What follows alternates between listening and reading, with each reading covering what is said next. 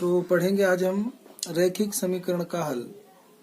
तो आपने देखा है कि एक चर वाले प्रत्येक रैखिक समीकरण का एक अद्वितीय हल है, यानी सिर्फ एक हल है या एक हल होता है। दो चरों वाले रैखिक समीकरणों के हल के बारे में आप क्या कह सकते हैं? देखो, दो चर वाले जो रैखिक समीकरण होते हैं इनके बहुत सारे अपरिमित रूप से अनेक हल होते हैं, ठीक है।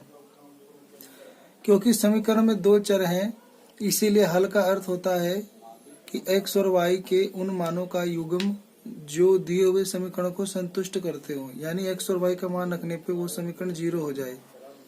आइए हम समीकरण 2x + 3y = 12 लें। यहाँ पे x का मान 3, y का मान 2, इसका हल आएगा। क्योंकि x का मान जब 3 रखोगे तो 3 दूनी 6, और जब y का मान 2 रखोगे 2 3 6, तो 6 6 12 हो जाएगा। तो मतलब इसमें x और y का मान रखने से ये साइड 12 और ये साइड भी 12 आएगी। तो क्योंकि जब हम समीकरण में 3 और 2 प्रतिस्थापित करते यानी रखते हैं तब हमें यह प्राप्त होता है। देखो, यहाँ पे हमने x की जगह 3 रखा, y की जगह 2 रखा, तो 12 मिल जाएगा। तो इस समीकरण को एक क्रमित युग्म 3 और 2 के रूप में किया जाता है, तो जिसमें हम पहले x का और बाद में y का मान लिखा जाता है। इस प्रकार 0 और 4 भी ऊपर दिए गए समीकरण का एक हल है। इसके विपरीत अगर 1 और 4 रखो तो ये समीकरण का हल नहीं देगा, क्योंकि x = 1 और y = 4 प्रतिस्थापित करने पर 2x + 3y = 14 प्राप्त होता है, ना कि 12। तो ध्यान दीजिए कि 0 4 तो समीकरण का हल है, परंतु 4 0 हल नहीं है। इस तरह आपने 2x + 3y = 12 के कम से कम 2 हल, यानी अपने 2 हल तो प्राप्त कर लिए। तो क्या आप कोई अन्य हल प्राप्त कर सकते हैं? क्या आप इस बात से सहमत हैं कि 6 और 0 एक अन्य हल है? यदि हाँ, तो आप इसे सत्यापित कीजिए। तो आप यहाँ पे x की जगह 6 रख दो और y की जगह 0, तो 6 दूनी 12 12 आएगा, तो ये भी हल है। तो आप 2x + 3y = 12 में अपनी इच्छा अनुसार x का एक मान, जैसे मान लीजिए 2 लें, तो हो सकता है कि ये 4 हो जाएगा, और फिर ये इधर जाके घट जाएगा तो 8, और ये 3 बटे में जाएगा तो y की वैल्यू हो जाएगा 8/3। तो जो एक चर वाला रैखिक समीकरण है, इसे हल करने पर हमें y = 8/3 प्राप्त होता है। अतः 2 और 8/3 भी इसका एक हल है। इसी प्रकार अगर x की वैल्यू -5 लेने पर, तो -5 रहोगे तो 5 दूनी -10, -10 उधर जाके ऐड हो जाएगा, तो 12 और 10 22, और 3 बटे में चला जाएगा, तो y का मान 22/3 भी प्राप्त होता है। तो ये भी यानी इस समीकरण का एक हल है। तो इसीलिए दो चर वाले रैखिक समीकरण के विभिन्न हलों का कोई अंत नहीं है। कहने का अर्थ है कि दो चर वाले रैखिक समीकरण के अपरिमित रूप से अनेक हल होते हैं। ये बहुत इंपॉर्टेंट लाइन है, ठीक है। तो अगला क्वेश्चन है कि समीकरण x + 2y = 6 के 4 अलग अलग हल ज्ञात करो।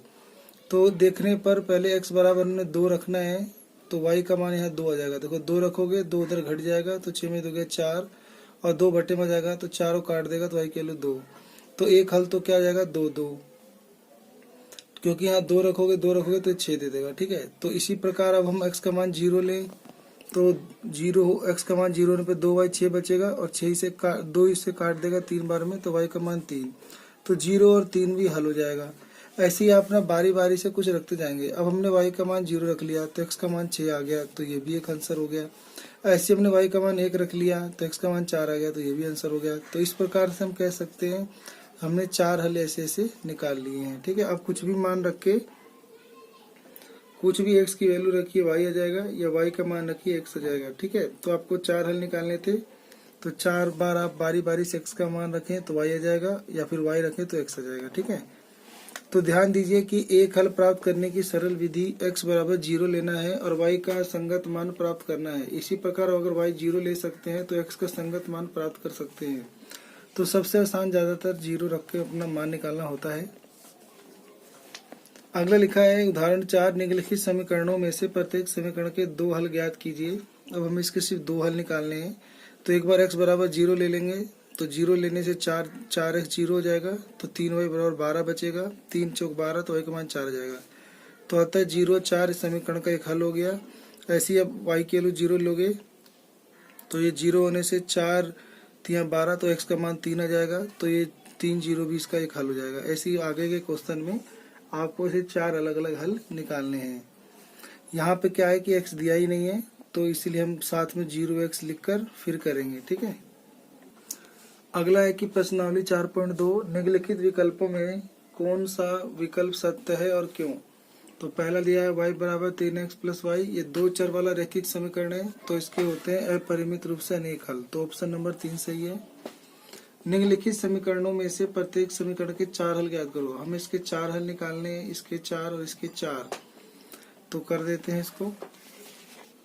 तो पहला हमें क्या दिया हुआ है कि 2x प्लस वाई बराबर 7। ठीक है, ये हमें ऐसा क्वेश्चन दिया हुआ है, हमें इसके क्या निकालने हैं, कोई भी 4 हल। ठीक है, आंसर कैसे भी निकाल सकते हैं, तो बस हमें कोई 4 हल निकालना है। तो 4 हल निकालने के लिए ठीक है आप ऐसे बॉक्स जैसा बना लें, ऊपर x नीचे y लिखें। ठीक है, अब एक एक करके पुट करें। तो माना x बराबर 0 रखने पर, ठीक है, तो पहले हमने x का मान क्या रखा 0, तो यहाँ रख दो 0। तो यहाँ पे जब आप x की जगह 0 रखते हो तो 2 गुना 0 प्लस वाई बराबर 7, 2 को 0 से गुना करोगे 0 प्लस वाई बराबर 7, तो आपको y की वैल्यू क्या मिल गई 7, तो आप भर दोगे 7। तो आपका एक आंसर हो गया 0 और 7, यानी एक आंसर क्या हो गया 0 और 7। ऐसे ही फिर आपको बारी बारी से फिर और कुछ रखना होगा। ठीक है, अब हम रख लेते हैं माना x की वैल्यू मैंने इस बार मान लो x की वैल्यू मैंने रख दी थी 1। ठीक है, तो 2 गुना x की जगह 1 प्लस वाई बराबर 7, तो हमने यहाँ x की जगह 1 रख देंगे, तो 2x था, तो 2 गुना 1 प्लस वाई बराबर 7, 2 एकम 2 उधर जा घट जाएगा, तो y की वैल्यू 7 घटा 2, तो y की वैल्यू 5 जाएगी आपकी। ठीक है, तो आप बक्से में भर दोगे कि x की वैल्यू हमने 1 रखी तो y की वैल्यू 5 आई। ठीक है, ऐसे फिर दोबारा आप करोगे, माना अब x की वैल्यू आप 2 रख दोगे। ठीक है, 2 रखने पर प्लस माइनस 0 कुछ भी रख सकते हो, तो 2 गुना x की जगह 2 रखा जमा y बराबर में 7, 2 दूनी 4 प्लस y बराबर में 7, 4 उधर घट जाएगा, तो 7 में से 4 गया, तो y की वैल्यू 3। ठीक है, तो y की वैल्यू 3, x की वैल्यू 2 रखने पे y की वैल्यू 3 आई, तो यहाँ पे आप रख दोगे 2 और 3। ऐसी दोबारा आप रख दोगे, माना x बराबर -1 रखने पर, ठीक है, तो -2 गुना 1 हो जाएगा, x की वैल्यू -1 रखेंगे तो ऐसे रख दो। चलो क्या था, 2x प्लस वाई बराबर में 7 था, तो 2x की वैल्यू -1 प्लस में y बराबर में 7, 2 का -2 प्लस y बराबर में 7। ठीक है, तो y की वैल्यू जाएगा 7 प्लस 2, तो y की वैल्यू 9। ठीक है, तो हम भरेंगे कि हमने -1 रखा तो 9 आ गया, तो आता है 4 हल हो गए हमारे। तो आता है, लिख दोगे 4 हल। तो कौन कौन से 4 हल हैं, तो एक तो ये है आपका 0 पे 7, 1 पे 5, 2 पे 3, -1 पे 9, तो आप लिख दोगे 0 पे 7, 1 पर 5, 2 पर 3, घटा 1 पर 9, तो ये आपके इस प्रकार से 4 हल हो गए। ठीक है, ऐसे ही आपको आगे के क्वेश्चन भी करने हैं। तो करते हैं दूसरा क्वेश्चन।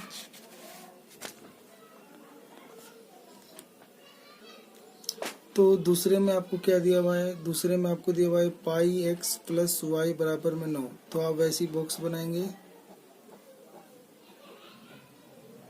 ऊपर x नीचे y। अब आप पुट करेंगे, तो माना x बराबर 0 रखने पर,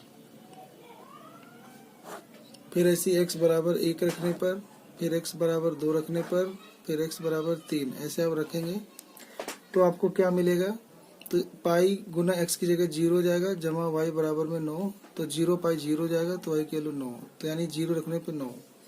फिर ऐसे आप यहाँ पे पाई गुना x की जगह 1 रख देंगे, तो प्लस y बराबर 9, तो पाई एकम पाई प्लस y बराबर 9, तो y की वैल्यू 9 घटा पाई, तो आप यहाँ 1 रख के लिख देंगे 9 घटा पाई।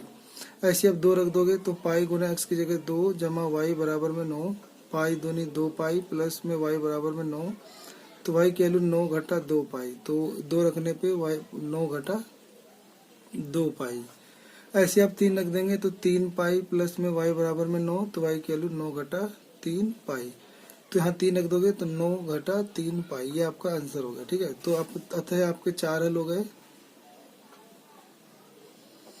तो एक बार हमने 0 रखा तो 9 आया, फिर हमने 1 रखा तो 9 घटा पाई आया, फिर हमने 2 रखा तो 9 घटा 2 पाई, और फिर हमने 3 रखा तो 3 घटा 3 पाई, ये आपके आंसर हो गए। ठीक है,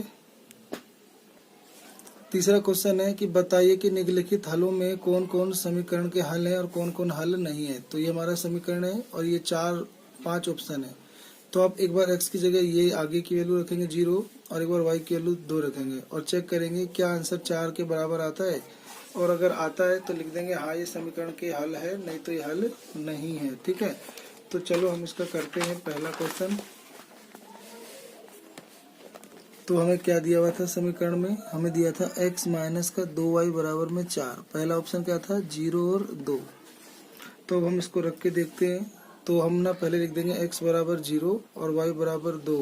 ठीक है, पुट करने पर तो पुट x की वैल्यू 2 और y की वैल्यू, पहले x की वैल्यू 0 और y की वैल्यू 2 हम पुट कर देंगे। तो x माइनस 2y बराबर 4 था, x की जगह 0 और 2 की जगह हम 2 पुट, y की जगह 2 पुट करेंगे। तो 0 घटा 2 दूनी 4 बराबर 4, तो 4 घटा 4 बराबर 4 आ रहा है, नहीं आ रहा है। तो ये नहीं आ रहा है तो लिख देंगे 0, 2 समीकरण का हल नहीं है। ठीक है, ऐसे अब दूसरा देखेंगे तो वो था आपका 2 0। तो आप 2 0 रख के देखेंगे तो x माइनस 2y बराबर 4 था। तो x की जगह क्या पुट कर दोगे तो लिख दोगे पुट x की जगह 2 और y की जगह 0। तो 2 घटा 2 गुना में 0 बराबर 4, तो 2 घटा 0 बराबर 4, तो 2 बराबर 4 नहीं आ रहा है ना बराबर। तो लिख दोगे आप 2 और 0 समीकरण का हल, समीकरण का हल नहीं है। ठीक है, ऐसे आप तीसरा करोगे, चौथा करोगे, ठीक है, पांचवा करोगे। तो हम कर तीसरा रखेंगे 4 0। तो प्रश्न था x माइनस 2y बराबर 4, तो x की जगह हम क्या रख देंगे तो x बराबर 4 और y बराबर 0 रखने पर, तो x की जगह 4 रख दिया, y की जगह 0 रख दिया, बराबर 4। तो 4 घटा 0 बराबर 4, तो 4 बराबर 4 यानी ये बराबर आ रहा है। तो लिख देंगे कि 4 0 समीकरण का हल है। ठीक है, ऐसी अब चौथा करेंगे, फिर पांचवा करेंगे। ठीक है, चौथा है आपका माइनस का मतलब √2, फिर 4 √2। तो x बराबर √2 और y बराबर 4 √2 रखने पर, तो समीकरण क्या था कि x माइनस 2y बराबर 4, x की जगह √2 रख दो और 2 गुना y की जगह 4 √2 रख दो। तो √2 घटा 4 दूनी 8 √2 बराबर 4, 8 में से 1 गया तो 7 √2 घटा 7 √2 बराबर 4, ये बराबर नहीं आ रहा है तो लिख देंगे हल नहीं है। ठीक है, ऐसी पांचवा चौथा क्वेश्चन है कि k का मान ज्ञात कीजिए जबकि x का मान 2 है, y का मान 1 है और इस समीकरण का एक हल है। यानी इस समीकरण का एक हल तो x का मान 2 और y का मान 1 है। तो पहले हम क्या करेंगे, इस समीकरण में x की जगह 2 रख देंगे। तो लिख देंगे x बराबर 2 और y बराबर 1 रखने पर, तो 2 गुना x की जगह 2 और 3 गुना y की जगह 1 बराबर k रख दिया। तो 2 दूनी 4 जमा 3 एकम 3 बराबर में k, तो 4 3 7, तो k का मान 7 आंसर हो जाएगा। ठीक है।